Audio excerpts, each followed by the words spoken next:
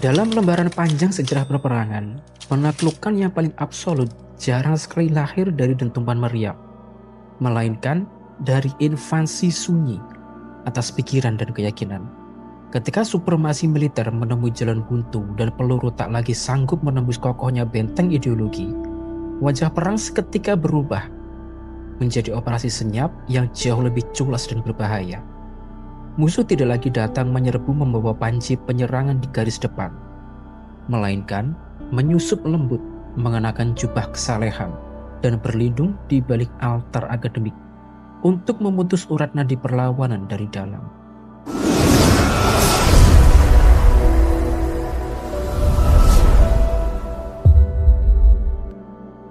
Kisah kelam dari ujung barat Nusantara ini bukanlah sekedar catatan usang dari abad ke-19, melainkan sebuah lonceng peringatan abadi bahwa senjata pemusnah yang paling menghancurkan bukanlah yang merobek daging, melainkan pengkhianatan intelektual yang meracuni jiwa. Pada penghujung abad ke-19, pemerintah kolonial Hindia Belanda menyadari bahwa mereka telah terperosok ke dalam sebuah palung hitam yang sangat mengerikan dan seolah tak berdasar, Perang Aceh, yang terus menyala dan mengorbankan api perlawanan sejak tahun 1873. Terbukti bukanlah sekedar konflik perebutan wilayah biasa.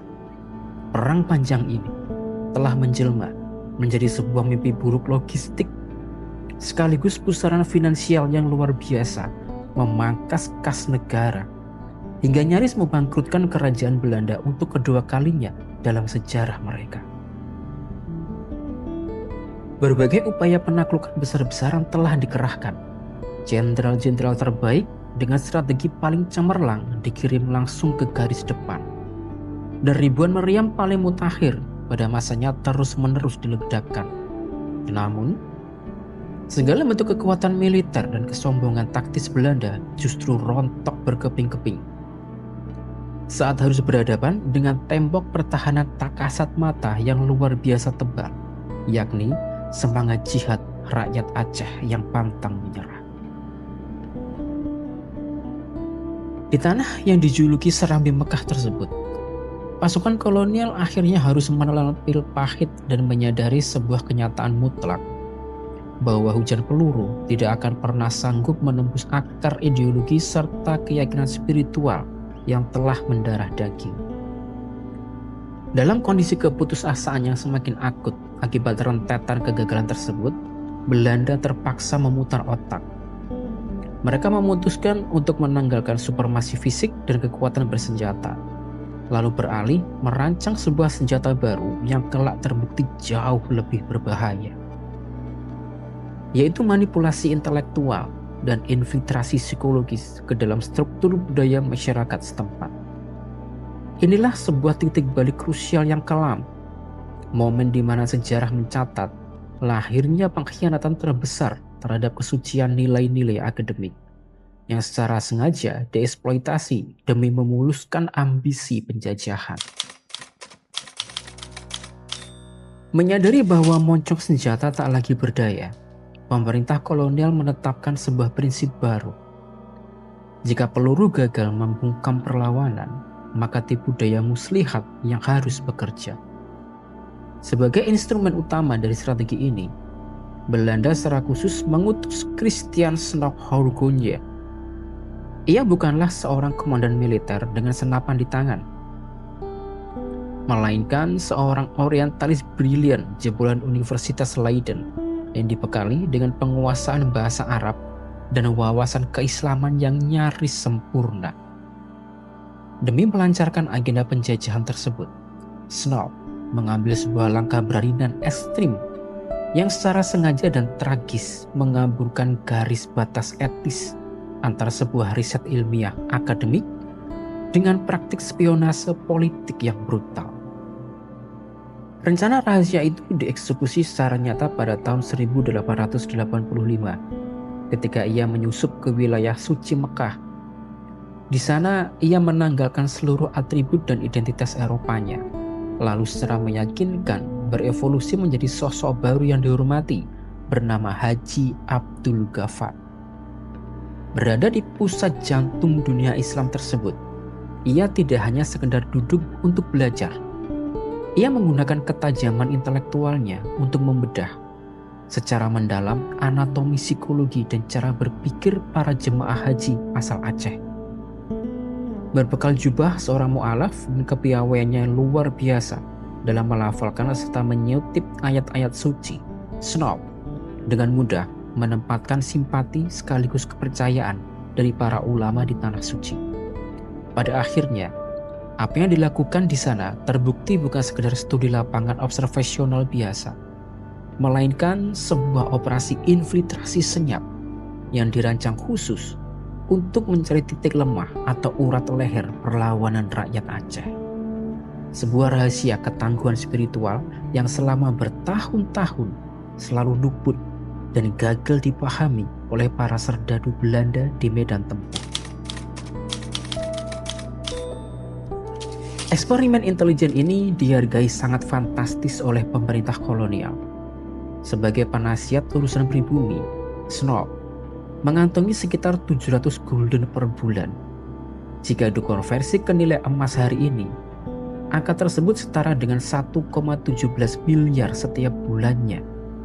Bagi Belanda, ini adalah investasi paling logis. Menggaji satu otak cemerlang dengan harga miliaran jauh lebih murah dibandingkan membiayai puluhan ribu serdadu yang berakhir di liang lahat. Informasi yang dibawa Snow adalah kartu as untuk mengakhiri perang yang telah menelan korban hingga 100.000 jiwa. Ironisnya, setiap keping gulden yang ia terima dibayar lunas dengan genangan darah rakyat yang ia pelajari di bawah kedok persaudaraan iman.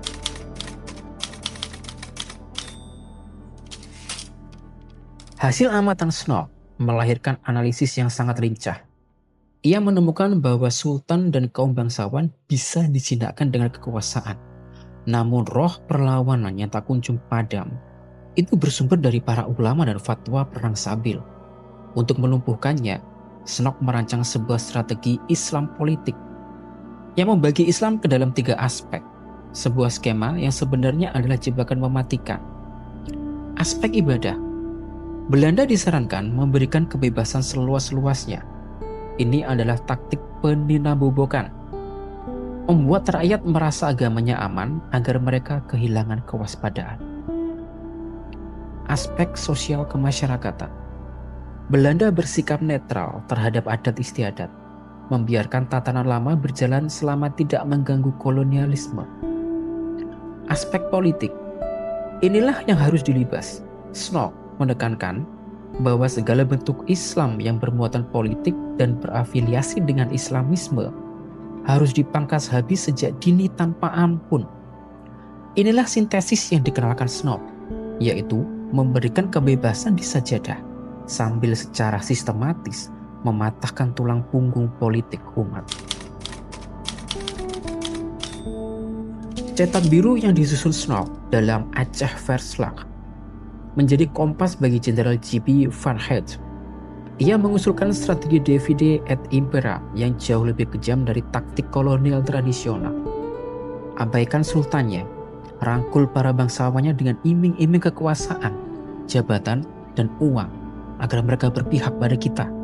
Setelah itu, buru dan selesaikan para ulamanya tanpa ampun. Nasihat ini tidak hanya berhenti di atas kertas. Rekomendasi Snow melahirkan pembentukan pasukan khusus Marsose, unit kontra gerilya yang melakukan bumi hangus di pedalaman Aceh. Pena Snow lah yang menuntun pedang Van Heijden untuk menyelesaikan puluhan ribu nyawa. Ia berhasil menghancurkan solidaritas internal Aceh dengan menaruh uang di tangan bangsawan dan peluru di kepala ulama. Di balik reputasi akademisnya, kehidupan pribadi Snow adalah cerminan dehumanisasi atas nama riset. Ia menikahi 2 wanita pribumi, Sangkana dan Siti Sadiah, putri dari tokoh agama di Jawa. Secara dingin, Snow menyebut pernikahan-pernikahan ini sebagai kesempatan ilmiah untuk mempelajari adat istiadat dan struktur sosial secara langsung dan dalam. Namun, ketika misi kolonialnya selesai, objektivitas akademis itu berubah menjadi pengabdian yang kejam. Pada tahun 1906, Snow pulang ke Belanda dan meninggalkan keluarganya di Hindia Belanda begitu saja. Ia bahkan tidak pernah menemui putra dari pernikahannya. Sekembalinya ke Leiden, ia menjalani hidup terhormat sebagai profesor dan terus menjabat sebagai penasihat Kementerian Urusan Koloni hingga akhir hayatnya pada 1936. Snow tak pernah benar-benar berhenti mengelola koloninya. Ia hanya memindahkan medan perang dari hutan Aceh ke balik meja perpustakaan yang nyaman di Leiden, sementara anak-anaknya ditinggalkan tanpa sosok ayah. Kisah kelam tentang sepak terjang Snow Hurgonje sesungguhnya bukanlah sekedar lembaran catatan sejarah usang yang tertinggal dan terkubur di abad ke-19. Lebih dari itu, taktik infiltrasi yang licik, pemetaan psikologis masyarakat yang mendalam, serta strategi adu domba yang ia rintis pada masa itu telah menjadi sebuah cetak biru ancaman yang terus bermutasi beradaptasi melintasi zaman. Jika di masa lalu, seorang Snow harus bersusah payah memetakan karakteristik dan sentimen jemaah haji secara manual dari lorong-lorong suci di Mekah, hari ini, strategi manipulasi serupa dieksekusi dengan cara yang jauh lebih canggih dan masif. Praktik tersebut kini telah berevolusi dan mewujud dalam bentuk infiltrasi berbasis data, serta pemetaan psikologis algoritma yang beroperasi secara senyap di dalam luasnya labirin dunia digital kita. Sejarah perlawanan dan pengkhianatan di Aceh pada hakikatnya adalah sebuah cermin yang retak, yang merefleksikan peringatan keras bagi kita semua pada masa kini. Sejarah tersebut dengan lantang mengingatkan bahwa ancaman terbesar bagi persatuan seringkali tidak datang secara terang-terangan. Tidak datang dari ledakan moncong meriam musuh, melainkan dari mereka yang menyusup masuk dengan mengenakan jubah kemunafikan dan berlindung di balik gemerlapnya gelar kehormatan. Sebuah pertanyaan kritis pun kini mengemuka dan menuntut jawaban. Di tengah pusaran arus informasi yang kian cepat, bias dan manipulatif ini, mampukah kita memiliki ketajaman untuk mengenali wajah-wajah Snow modern? Mereka mungkin saja saat ini sedang sibuk dan diam-diam menetapkan setiap celah kelemahan kita, bersembunyi dengan sangat rapi di balik kesucian, di balik jubah agama atau legitimasi narasi-narasi akademis palsu, semata-mata demi memuaskan ambisi, kepentingan perut dan syahwat politik golongan mereka sendiri. Fragmen sejarah ini mewariskan sebuah kesimpulan yang menohok bahwa perang melawan penaklukan tidak pernah benar-benar usai. Ia hanya bersalin rupa. Hantu Snow Hurgonje masa kini tak lagi membutuhkan kapal laut atau jubah mu'alaf untuk menyusup ke jantung pertahanan. Karena ia telah bermutasi menjadi algoritma manipulatif, narasi pemecah belah, dan tokoh-tokoh palsu yang secara leluasa berselancar di layar gawe kita setiap hari. Perlawanan sejati di era modern tidak lagi meminta kita untuk menghundus rencong di medan pertempuran, melainkan menuntut kita menajamkan nalar kritis dan menjaga benteng integritas akal sehat. Selama kita masih mudah terbuai oleh kesucian kemasan luar dan abai terhadap nilai-nilai tersembunyi, di detik itulah kita telah menyerahkan kunci kedaulatan pikiran kita secara sukarela kepada para penjajah gaya baru yang tersenyum hangat di balik topeng kepedulian.